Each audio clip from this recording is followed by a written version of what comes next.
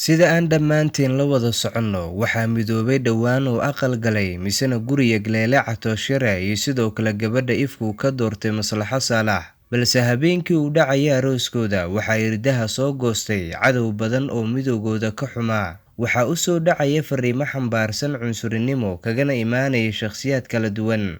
Fariimahaas waxay noqdeen kuwa hurdada u diiday lamaanayaashan, waxaana iyagoo dadka tusaya midnimadooda waxay maalin kadib guurkooda ay bilaabeen soo duubista muuqaalo ay ku muujinayaan wadajirkooda. Waxay soo bandhigeen muuqaalo ay ku difaacayaan farxadda ka dhaxayso iyo sidoo kale in shakhsiyaad kooban dartooda uusan u burburaynin guriga hadda u dhismay. Niyijab ma aysan muujin oo halkooda ayay ka sii wadeen in toddobada ay aamusnaanta ku qaadan lahaayeen in bulshada ay tusaan midnimadooda, waxaana ay taas ay soo dedejisay in gurigooda lagu soo booqdo loona keeno hadiyado qaali ahaa. Hadallada kuwii necbaa wadajirkooda ayaa sabab u noqday in farxaddooda lamaanayaashan ay sii kororto. Weliba dad badan ayaa gabadhan u muujiyay garab istaag, waxa ayna dadka kuwooda hadiyadaha iyo sidoo kale niyadhiska la gaari waayay gabadhan ay ku sharfeen in barteeda TikTok-ga ay follow badan ay siiyaan. Waxaa sida caadadaynoo ah badina aynu aragnaa in marka laba qof markay isguursadaan in toddoba ay galaan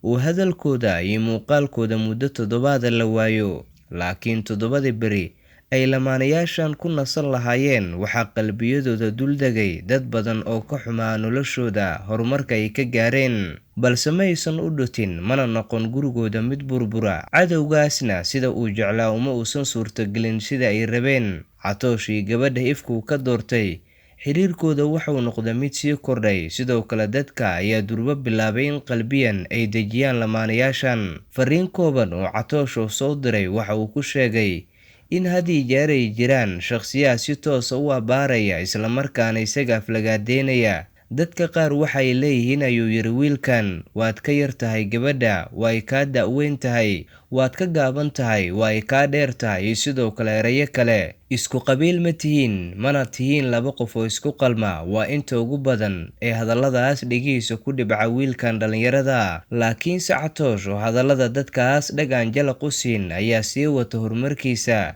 waxaana isaga iyo sidoo kale xaaskiisa ay muujiyeen deganaan farxad ay ku laran tahay. Dadka cadowga u ahna waxay u soo bandhigeen muuqaalo ay ku muujinayaan inay yihiin dad wadajira isla markaana isku faraxsan, midowga gurigoodna uu hore u ahaa mid aan si fudud ku burburaynin.